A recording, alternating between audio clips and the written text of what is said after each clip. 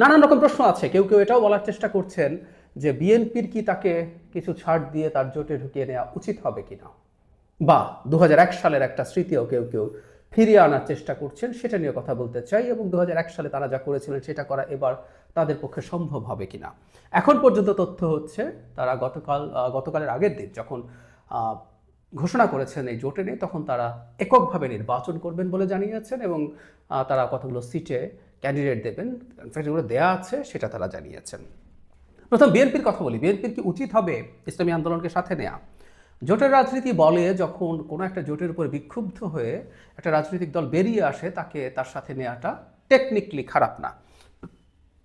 এখন প্রশ্ন হচ্ছে, বিএনপি একটা মধ্যপন্থী দল, ইসলামী আন্দোলন একেবারে ইসলামী শরিয়া কায়েম চাই এই ধরনের দল, এবং জামাতের কাছ থেকে বেরিয়ে আসার ক্ষেত্রে তারা এই আওয়াজটাই প্রমিনেন্টলি সামনে এনেছে।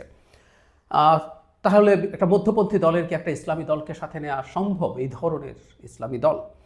উত্তর হচ্ছে খুব অসম্ভব তা না। ইনফ্যাক্ট বিএনপির সাথে জোটে একটা গুরুত্বপূর্ণ ইসলামী দল আছে, জমিয়তে উলামায়ে ইসলাম, আরও দুটো আছে সম্ভবত, কিন্তু তারা নিবন্ধনপ্রাপ্ত নয়। তো ফলে বিএনপি নেয়নি তা না, ইসলামী আন্দোলনকে নেওয়া যাবে না ব্যাপারটা এইরকম না, কিন্তু এখানে আমার মনে হয় নেওয়াটা কোনোভাবেই উচিত হবে না। বিএনপির আসলে প্রয়োজন নেই। বিএনপির সাথে ইসলামী যে দলগুলো আছে, এতে বিএনপির পলিটিক্যাল পারপাস সার্ভড হবে। বিএনপি দীর্ঘদিন থেকে এই দেশে মুসলিম ভোটারদের এবং মুসলিম মেন্টালিটি, মুসলিম যে আইডিওলজি, মানে ইসলাম কায়েম করব না, মুসলমান হিসাবে কিছু মূল্যবোধ সমাজে থাকে, এগুলো আপহোল্ড করবে, এই ধরনের একটা পলিটিক্স দীর্ঘদিন থেকে করেছে। সুতরাং তার এই ভোট ব্যাংক আছে, সেই কারণে কোনো ইসলামী দল না থাকলে জামায়াতে ইসলামীরা এই প্রচারণা প্রোপাগ্যান্ডা চালাতে পারতো যে বিএনপি এগুলো থেকে সব ছেড়ে টেড়ে কমিউনিস্ট হয়ে যাচ্ছে ইত্যাদি ইত্যাদি। সেটা আর হবে না এই দলগুলোকে রাখার কারণে। সুতরাং পলিটিক্যাল কৌশল হিসাবে আমি বলছি, ইসলামী আন্দোলনকে নিলে বিএনপির আসলে নতুন কোনো গেইন করার কিছুই নেই, বরং ক্ষতি আছে খানিকটা। কারণ সাম্প্রতিক সময়ে ইসলামী আন্দোলন যেভাবে অত্যন্ত উচ্চস্বরে শরিয়া কায়েমের কথা বলেছে, এটা নিয়ে তাদেরকে বিএনপি যদি তার সাথে নেয়, তাহলে বাংলাদেশে অন্তত শরিয়া কায়েম হোক, এটা যারা চায় না, দেশের ভেতরে এবং দেশের বাইরের মানুষও থাকবে, তারা এটাকে বিএনপিকে ট্যাগ করার চেষ্টা করবে। সুতরাং বিএনপির লস হবে, কোনো সন্দেহ নেই। যদিও আমরা এটা নিশ্চিতভাবেই জানি, ওই জোটের আর এই জোটের মধ্যে ডিফারেন্স হচ্ছে, বিএনপির এই জোটের বিএনপি প্রধান দল এবং বিএনপি আসলে ক্ষমতায় যাবে, সাথে জোটের কিছু মানুষ যাবে।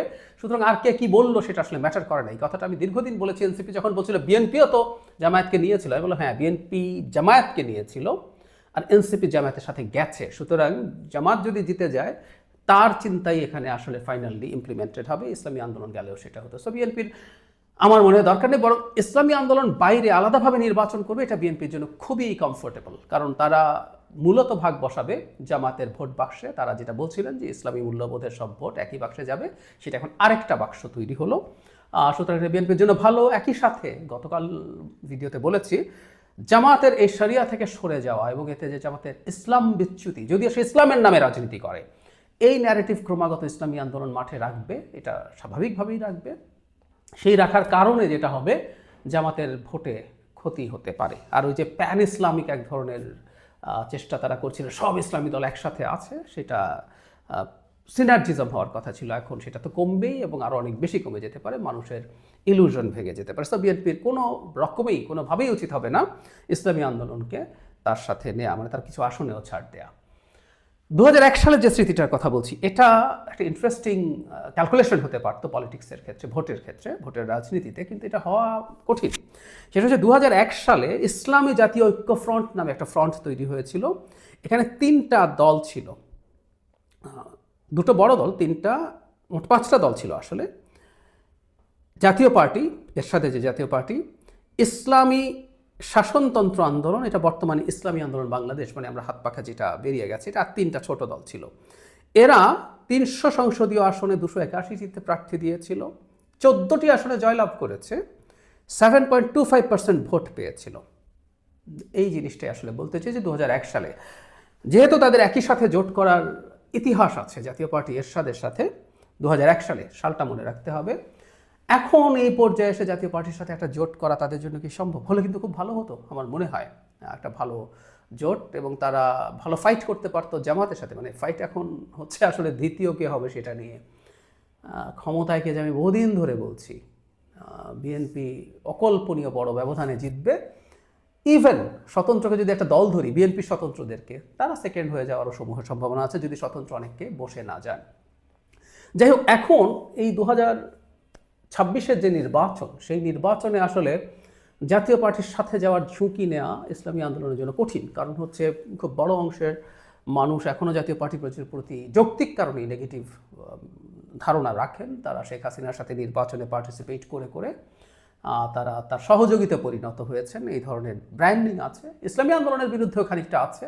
তারা লোকাল গভর্নমেন্ট অনেক ইলেকশনে পার্টিসিপেট করেছেন, কিন্তু ঘটনাচক্রে 24-এর ইলেকশনের আগে তাদের নায়েবে আমির বরিশাল সিটি কর্পোরেশন ইলেকশনে আহত হওয়ার পর তারা সব ইলেকশন থেকে উইথড্র করেন। ফলে 24-এর নির্বাচনে তারা যাননি শুধু না, গণ অভ্যুত্থানেও তাদের গুরুত্বপূর্ণ ভূমিকা আছে।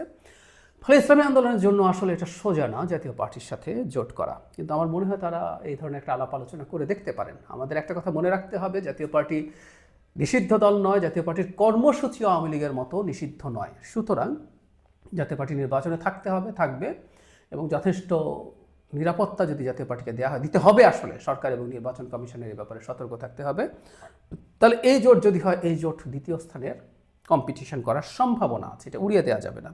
কারণ জাতীয় পার্টি আওয়ামী লীগ না, জাতীয় পার্টি সহযোগী। আওয়ামী লীগের মানে এই রক্তাক্ত গণ অভ্যুত্থানের মূল দায় যেভাবে আওয়ামী লীগ যেভাবে তার মানে দেশের জনগণকে যেভাবে দমন পীড়ন করে হত্যা করে ক্ষমতায় থাকতে চেয়েছিল, তারপরও তো আওয়ামী লীগের গুড পার্সেন্টেজ অফ পিপল তার ভোটার রয়েই গেছে। সুতরাং বাংলাদেশে এটা ধারণা করা যায় জাতীয় পার্টির তুলনায় সহযোগী। সুতরাং তার যে ভোটার বেইজ, সাথে আমি এটা বলতে চাই আওয়ামী লীগেরও ভোট যোগ হতে পারে। ফলে এটা একটা ভালো ডিল হওয়ার সম্ভাবনা আছে যথেষ্ট। আমার মনে হয় তারা ভেবে দেখতে পারেন, আমি জানি না তারা ভাবছেনও হয়তো। বাস্তবতা একটু টাফ, 2001-এর বাস্তবতা এখন নেই, কিন্তু হলে তারা একটা ফরমিডেবল কিছু হবে। কারণ ইসলামী আন্দোলন একা নির্বাচন করলে খুব ভালো কিছু তারা করতে পারবেন নিজেদের জন্য, সেটার সম্ভাবনা খুব বেশি না। সেই কারণে তাদের এই ভাবার সম্ভাবনা উড়িয়েও যান। একই কথা প্রযোজ্য হচ্ছে আমার জাতীয় পার্টির ক্ষেত্রেও। কারণ জাতীয় পার্টি একটা সময় বিভিন্ন জায়গায় তাদের যে ধরনের শক্তি ছিল, পরবর্তীতে আওয়ামী লীগের সাথে থাকতে গিয়ে, ক্ষমতার ভাগিদার হতে গিয়ে, ওটা আসলে আর কোনোভাবেই পলিটিক্যাল পার্টি ছিল না। ওটা